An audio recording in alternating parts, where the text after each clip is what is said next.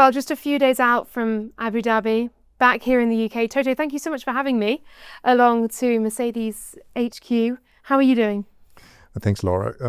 Yeah, good.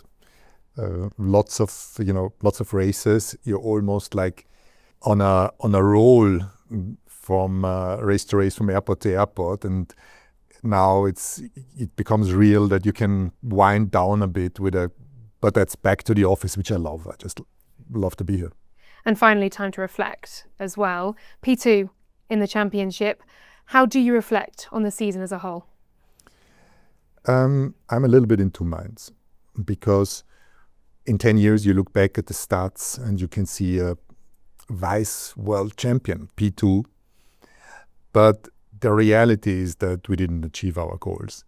We want to win. We want to win races. We want to be in the hunt for a world championship and hopefully win. And we didn't. And that is the pain of the moment, that it just wasn't good enough.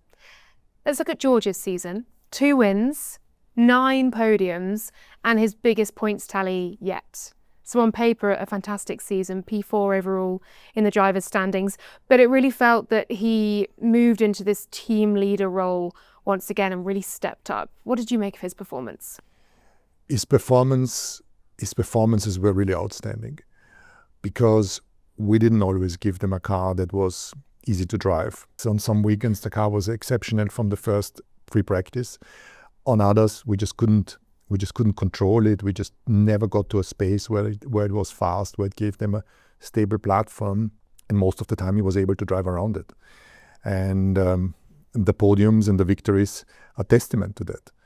And I think when you look at the driver standings, considering that we weren't always on top, where he finished and the points he contributed to the Constructor Championship, something that he can be proud of, and we are lucky to have him. Yeah, for so many looking in from the outside, for George, it was very much a season in which he was one of the strongest drivers out there.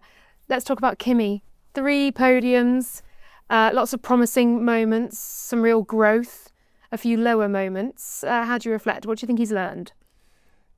Last year, when we announced that he would drive in the car, I said that we're going to have up and downs, moments of brilliance, and then other moments where you want to tear your hair out because of the, you call them learnings, but because of the mistakes. That's what it is. And I think we have seen exactly that. We've seen very strong races at the beginning of the season, particularly and towards the end. But I think we never doubted in the speed, the talent, and his ability. It's just you're being thrown to the cannibals in Formula One. The intense pressure of the media, the responsibility you have to Mercedes, to the many people that are giving it their all to provide you an engine in a car. And I think probably that was the learning throughout the middle of the season, particularly in Europe, with all the, everybody wants something from you. And he's a good person, so he didn't want to say no either.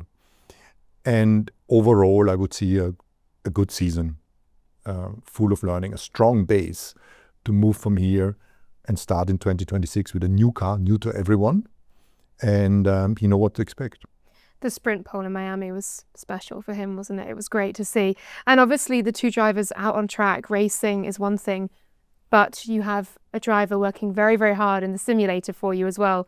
I know he was pulling all-nighters at times. Just a word on Fred Vesti. Yeah, Fred is, there's some drivers which always remain a little bit of underrated. I mean, he's a great champion. When you look at his junior Formula's career, it was fantastic.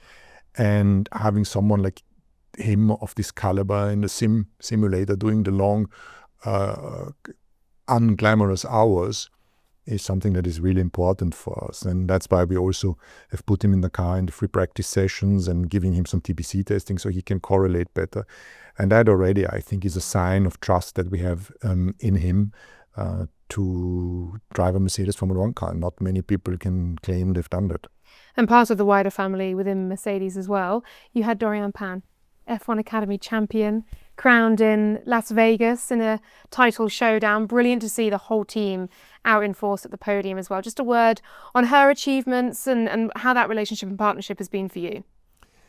Yeah, Dory has been a great addition to the team also. Her background was a little bit different because she came through karting and then more of touring cars and GT cars and some very good performances in prototypes. But then she went into Formula One Academy and crushed it. She won the championship. She's a fierce young lady that can drive. And from a personality, she fits into Mercedes, she fits into the team, and it's a pleasure to see her working. Yeah, future's bright for sure. You've just shown me your stats, your inspiration of the Constructors' Champions over the years, a huge chunk of that dedicated, of course, to Mercedes. We are seeing now seismic changes heading into 2026. What do you make of them? What are you expecting? We had a very successful spell over those years. We won 8 championships, but we had difficult years that followed. And so this one era ends, an era that we will be looking back and with a lot of positive memories, mostly positive memories. But now we are starting in the real hybrid era. We are driving 50% electric engines with sustainable fuel.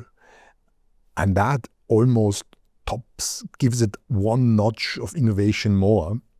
And I just came out of the simulator watching the car drive. It's going to be fascinating. Can you tell us any more? No.